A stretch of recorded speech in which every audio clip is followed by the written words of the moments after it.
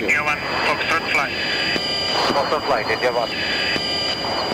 On behalf of the People Republic of Indonesia, we extend a warm and respectful welcome as you enter Indonesian airspace. Thank you very much, it's an honor. India 1 and... We are also honored to provide escort service for your safe approach and landing in Indonesia. Copy, India 1. Thank you.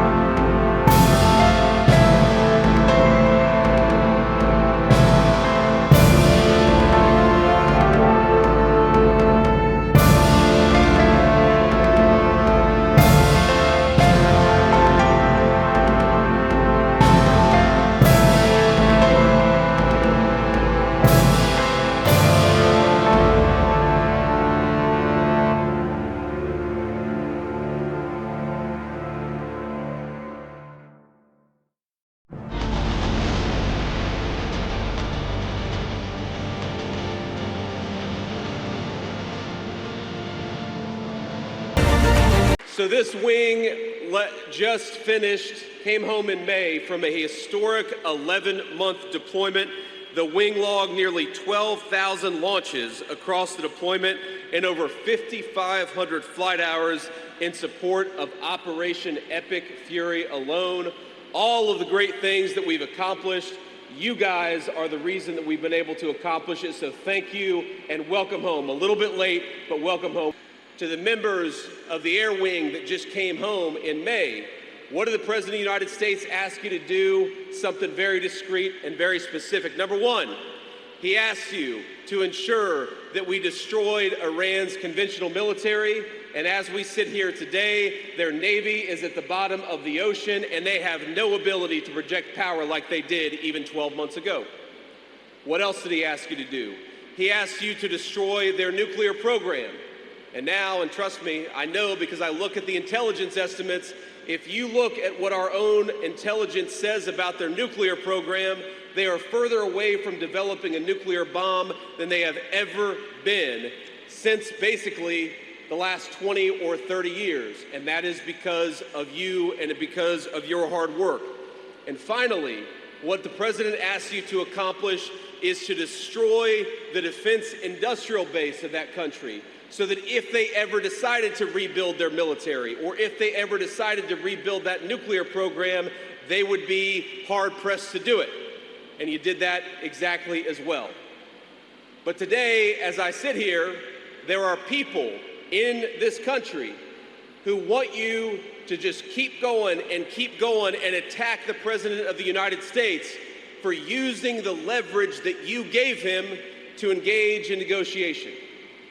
And why do we engage in negotiation? Because of you, it's not out of weakness, but it's out of strength.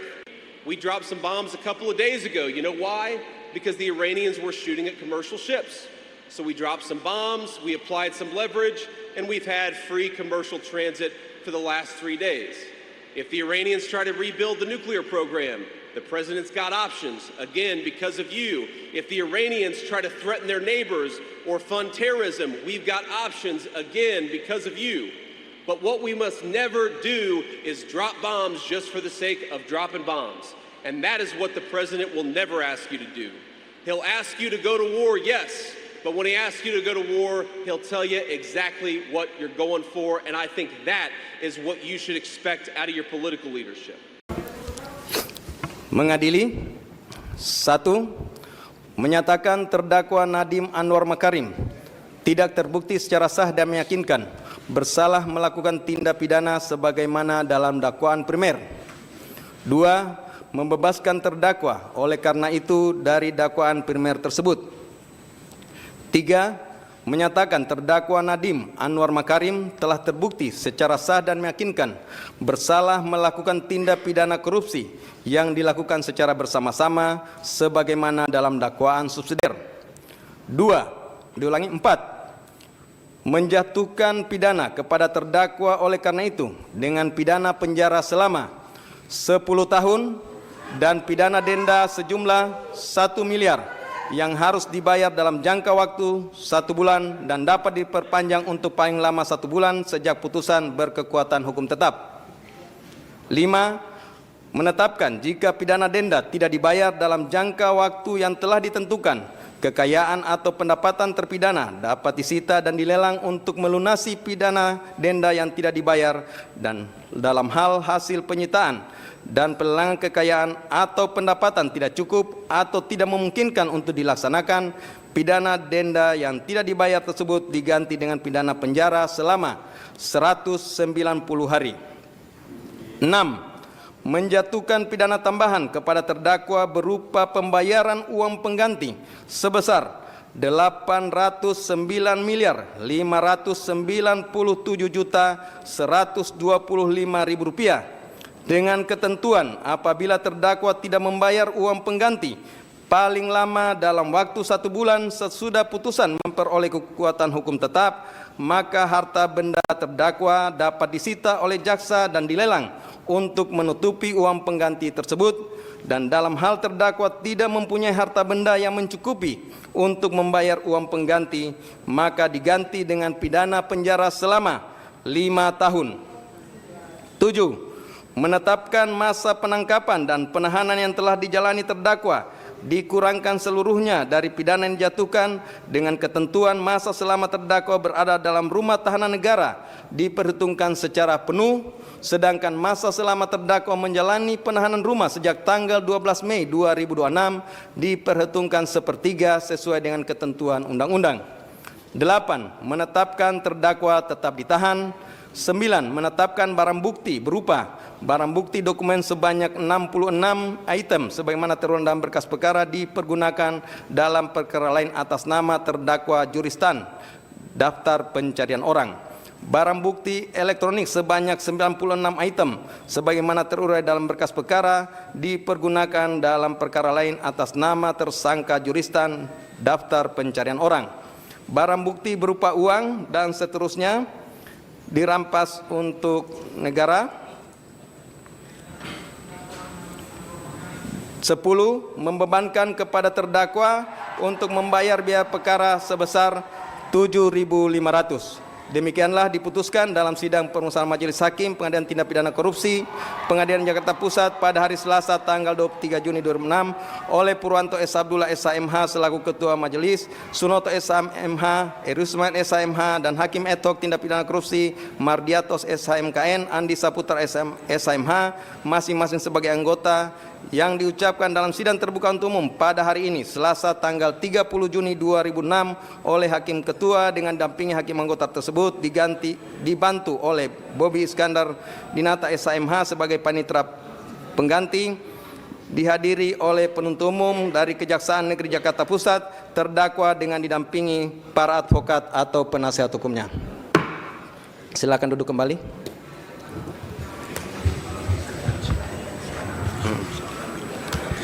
Jadi demikian ya pembacaan putusan dari Majelis Hakim. Seperti kita sama dengarkan bahwa dalam pengambilan putusan ini tidak bulat. Salah satu hakim anggota menyatakan berbeda pendapat. Ini bukanlah sesuatu kelemahan, tetapi ini adalah cerminan kebenaran dan integritas dari Majelis Hakim.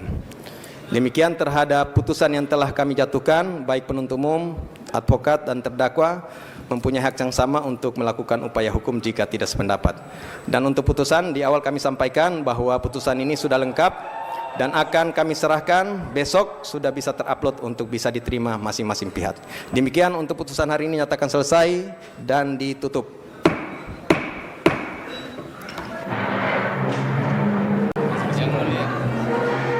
Ini ada kasih kesempatan. Yang mulia, ada acara yang belum terlewatkan adalah memberikan kesempatan kepada terdakwa untuk menyampaikan sikapnya.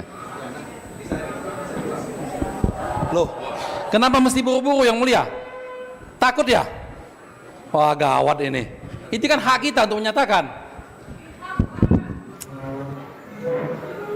Harus dicatat itu.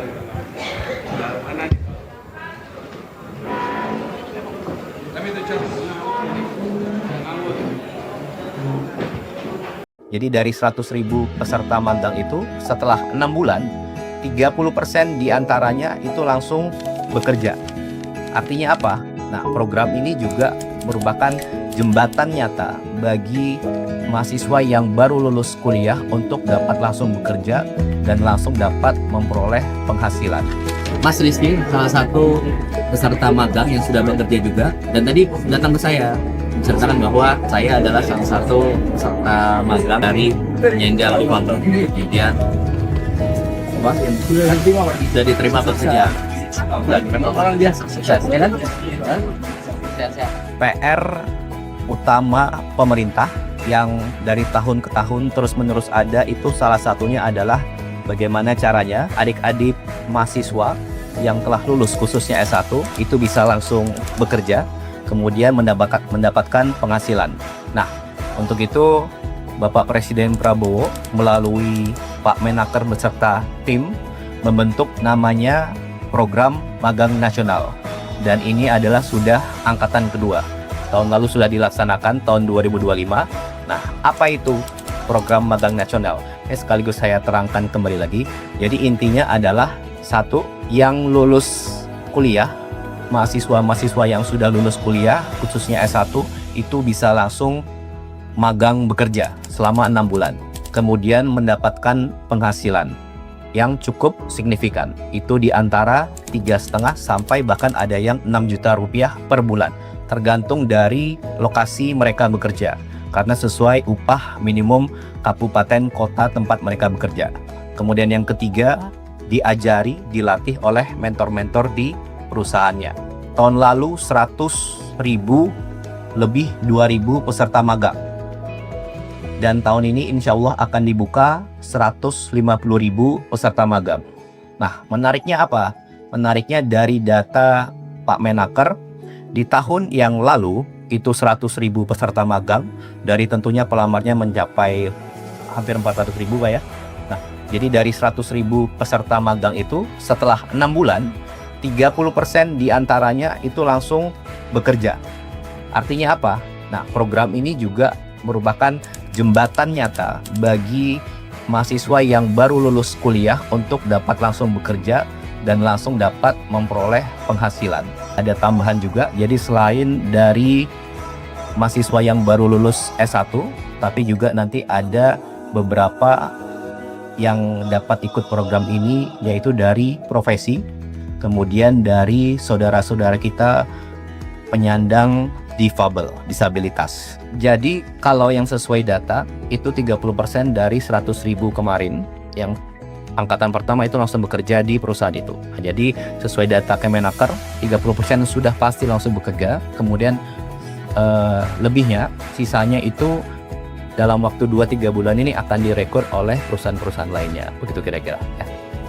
Kemudian terima kasih kepada perusahaan-perusahaan yang BUMN, kemudian swasta, itu angkatan pertama ada 8.800 perusahaan, dan insya Allah kita harapkan di tahun ini angkatan kedua akan lebih banyak, dan tentunya semakin banyak semakin baik. Nanti untuk mekanismenya, detailnya bagaimana akan dijelaskan lebih lanjut oleh Pak Menaker, sekaligus kapan waktu pendaftarannya. Kalau tidak salah insya Allah bulan Juli, dan nanti bulan Agustus sudah bisa magang. Kemudian tadi contoh ya, ada beberapa, satu mungkin yang menarik, penghasilannya saat magang 5,5 juta rupiah, Kemudian kurang dari 2 minggu dia selesai magang, langsung diterima bekerja. Dan di gaji pertamanya itu naik menjadi hampir 7 juta. Mudah-mudahan program ini akan semakin besar karena tahun lalu 100.000 dan tahun ini 150.000 dan insya Allah semakin bermanfaat untuk kedepannya. Untuk detail teknis pendaftarannya nanti akan dijelaskan oleh Pak Menakam. Terima kasih. Luar biasa.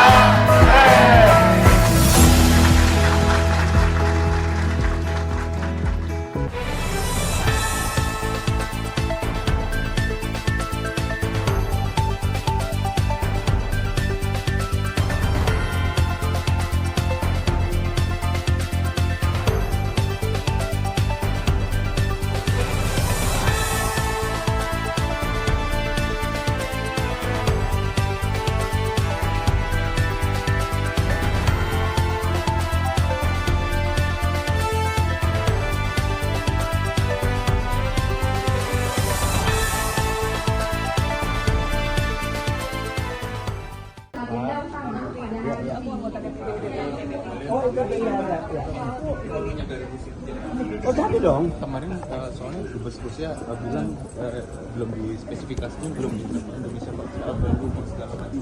Oh itu B2B nanti ya? B2B. Ya nanti ya. Nanti urusannya nanti urusan teknis itu. Tapi prinsipnya jadi kok. Soal harga gas industri Pak, kemarin kan para buruh bilang harganya naik, itu gimana Pak kalau dari SDM? Kalau HGBT nggak naik, tapi kalau memang harganya dari LNG pasti naik. Tapi memang kita lagi menghitung sekarang adalah kapasitas daripada HGBT itu kan di Jawa Barat itu ada beberapa penurunan daripada sumur-sumur.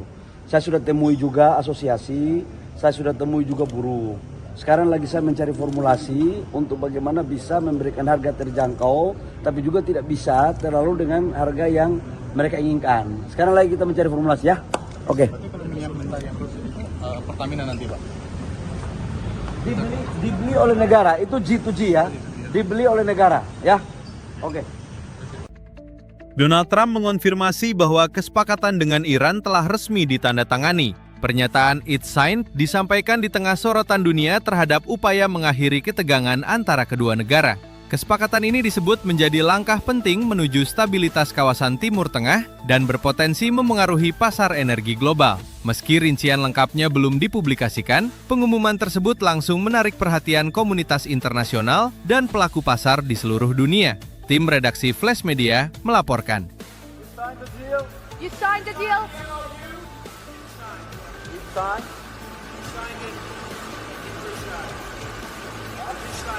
The stories made in Versailles?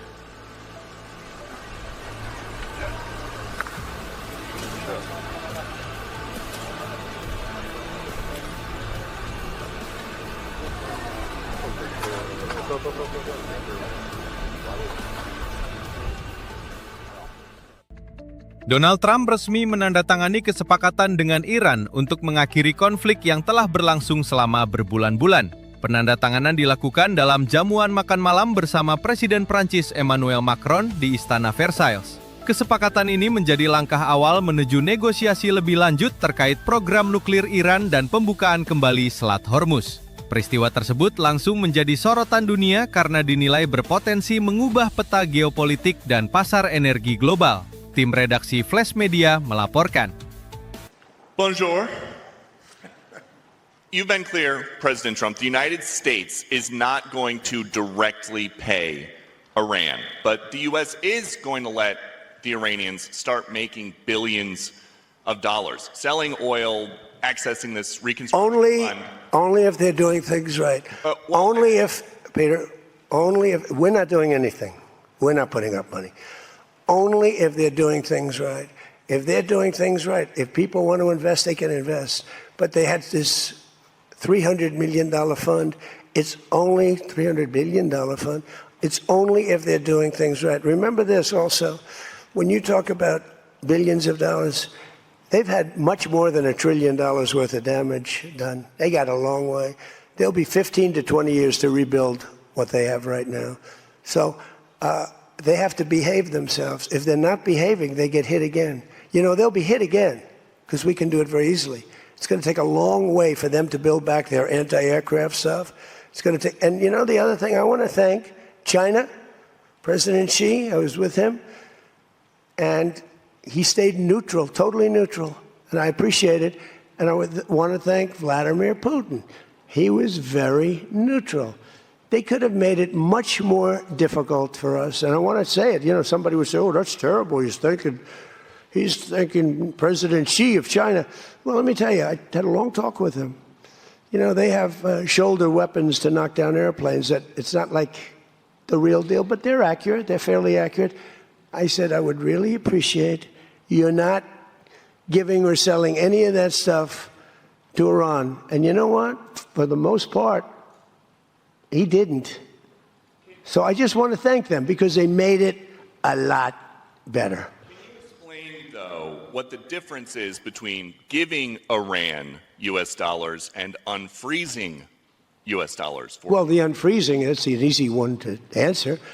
We have taken a lot of their money, and we have their money. We have taken their money. It's not our money. It's their money.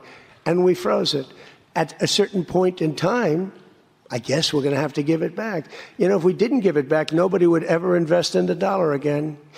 If you took their money, because I thought about it, you know, I'm not the most perfect person. I said to Scott, why do we keep their money? What the hell are we giving it back to them?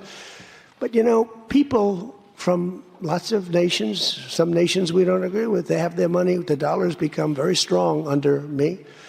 And they don't want to have a little conflict with somebody and end up having the United States just take their money. So if you do that, you really don't have a system. What should we expect from the second stage of the negotiation from this memorandum? I don't know. It's a 60-day period or so. I think it's going to happen fairly on time. We've been both involved. I think they're going to want to get it done. Iran wants to get it done. They have to get back to business. And the relationship is now normalized. So I think it's going to go pretty quickly, Steve. Could go faster. Could take longer, too, but it could go faster. There's so much interest in the text of the document. Why not release the document? Oh, I will. Why not release it? Well, because I'd like to get a formal setting first before we do that. But I have no problem with that. It's a good document. Here's what it says. Iran will never have a nuclear weapon. That's what it says. It won't have one. To buy, to develop, they will not have a nuclear weapon. And I would say that's about 99.9% of what I wanted, because we couldn't let that happen. You couldn't let that happen. And they won't have a nuclear weapon. Now, in addition to that, the Strait is going to be open toll-free. And it's toll-free beyond the 60 days. It's not, somebody said, oh, it's toll-free for 6. No. It's toll-free, period. When it opens permanently, it'll be toll-free.